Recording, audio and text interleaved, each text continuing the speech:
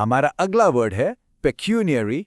तो दोस्तों, ये जो वर्ड है पेक्यूनियरी, ये एक एडजेक्टिव है और इसका मतलब बहुत ही सिंपल है। हर वो चीज़ जो पैसों से जुड़ी हो। मतलब जब भी आप मनी या फाइनेंस के बारे में बात कर रहे हो ना, तो ये वर्ड परफेक्ट है। अब इसको आसानी से समझने के लिए आइए कुछ रियल लाइफ एग्जांपल्स देखते हैं। तो हमारा पहला एग्जाम्पल थोड़ा सा लीगल है। सेंटेंस है, the court awarded her pecuniary damages for her injuries. अब आप सोच रहे होंगे ये पेक्यूनरी डैमेजेस क्या चीज़ है? वेल, इसका सिंपल सा मतलब है मॉनेटरी कॉम्पनसेशन, यानी आसान शब्दों में उसकी चोट के बदले में कोर्ट ने उसे पैसे दिए। तो जब भी किसी नुकसान की भरपाई पैसों से की जाती है ना, तो उसे पेक्यूनरी डैमेजेस कहते हैं। अब आइए इस वर्ड को बिजनेस की दुनिया में इस्तेमाल करके देखते हैं।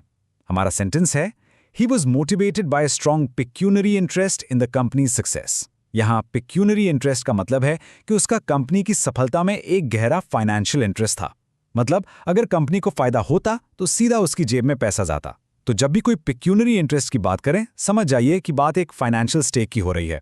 ओके, अब ये जो अगला एग्जाम्पल है ना, इससे तो हम सब रिलेट कर सकते हैं। ध्यान से सुनिए। Many people choose their career based on pecuniary rewards rather than passion.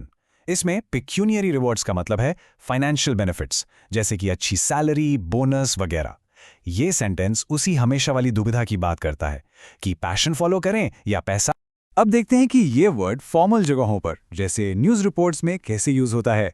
ये कोट फाइनेंशियल टाइम्स से है। The new regulations aim to prevent corporate officers from gaining any pecuniary advantage from insider information. इसमें पेक्यूनियरी advantage का मतलब है unfair financial gain, यानी गलत तरीके से कमाया गया पैसा। तो ये नए नियम कंपनी के बड़े लोगों को अंदरूनी खबर का इस्तेमाल करके फाइनेंशियल फायदा उठाने से रोकते हैं। आई होप अब तक पेक्यूनरी का मतलब आपको अच्छे से समझ आ गया होगा।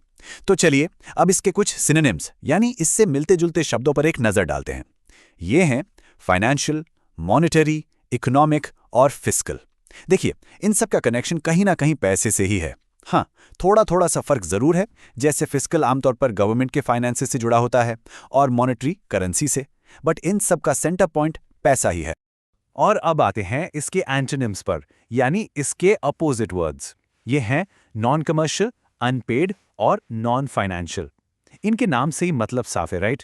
नॉन कमर्शियल मतलब जिसका मकसद बिजनेस करना नहीं है, अनपेड जिसके लिए कोई पेमेंट ना हो, और नॉन फाइनेंशियल जिसका पैसे से कोई लेना देना ही ना हो। तो ये सारे वर्ड्स उन चीज़ों को डिस्क्राइब करते हैं जहां मनी इन्वॉल्व्ड नहीं होता। बस आज के लिए इतना ही। मिलते हैं नेक्स्ट वीडियो में। Happy learning, bye bye.